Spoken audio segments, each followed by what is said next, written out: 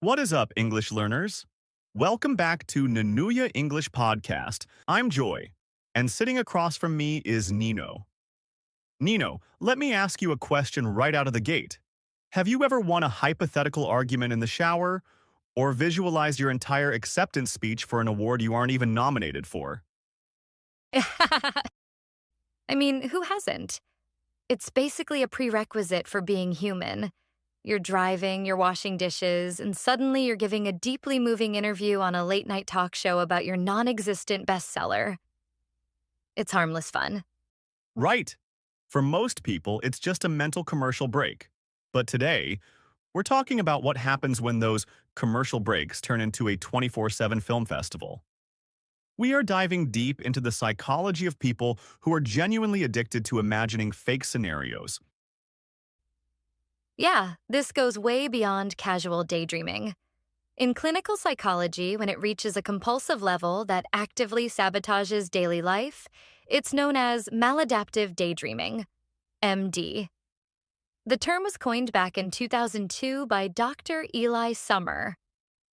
He noticed that while normal daydreaming is passive and brief, maladaptive daydreaming is an immersive, hours-long event with highly structured, intensely emotional alternate realities.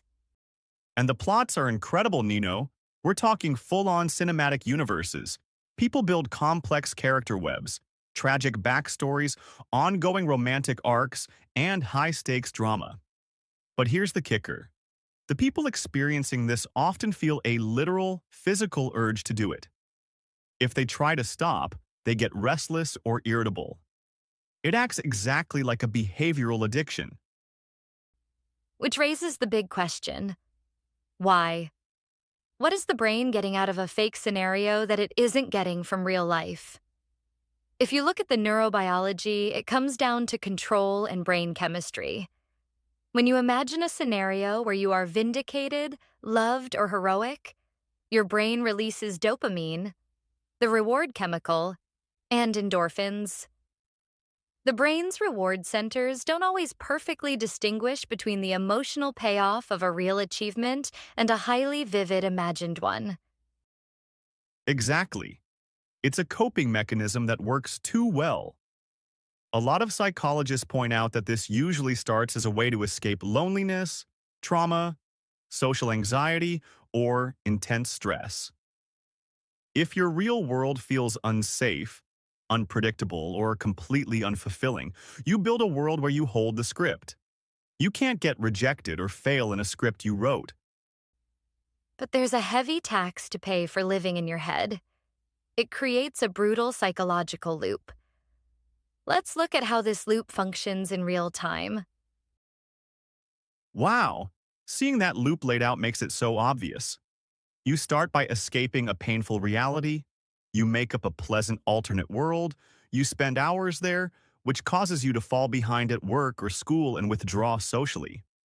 And because you fell behind, your real life becomes even more unpleasant, which drives you straight back into the daydream. Exactly. It's a self-reinforcing trap. And people who struggle with this carry a massive amount of secret shame. They look at the clock and realize they just paced around their room for 3 hours, whispering dialogue to characters who don't exist, while their real-life responsibilities are piling up. And let's talk about that physical aspect, because it surprises a lot of people. It's rarely just sitting quietly on a couch. Many maladaptive daydreamers require physical triggers, like listening to the same song on loop for hours, pacing back and forth, rocking, or making facial expressions and hand gestures to match the dialogue in their head. It's an exhausting physical workout. Right. It's an active preservation of the fantasy. So, how do people break the spell? If someone listening recognizes themselves in this cycle, what does actual recovery look like? Well, because it's not officially classified as a standalone disorder in the DSM-5 yet, there's no single cure. However, therapists treat it very effectively using strategies from cognitive behavioral therapy, CBT, and mindfulness. The primary goal is breaking the automatic urge and anchoring yourself back to Earth.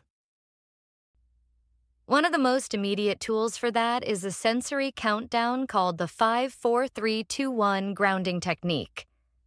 The moment you catch yourself slipping into your universe at an inappropriate time, you stop and force your brain to process your immediate physical surroundings. It sounds simple, but physically naming 5 things you see, 4 things you can feel, 3 things you hear, 2 things you smell, and 1 thing you taste forces your prefrontal cortex to light up. It yanks your brain out of the default mode network, which is the brain network active during daydreaming, and brings you right back to reality. Another crucial step is turning the daydream into data. Instead of judging yourself for the fake scenario, look at the theme. If you keep imagining scenarios where you are saving people, maybe you are lacking a sense of purpose or agency in your life.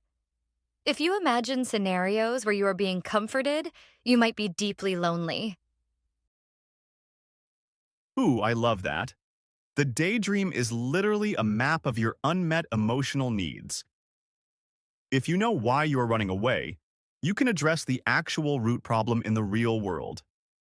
Instead of imagining a fake scenario where a perfect friend comforts you, take it as a cue to text a real friend and grab coffee. Exactly. Shift the energy from building a fake world to improving your real one. Beautifully put, Nino. Well, that's our deep dive into the inner matrix of our own minds.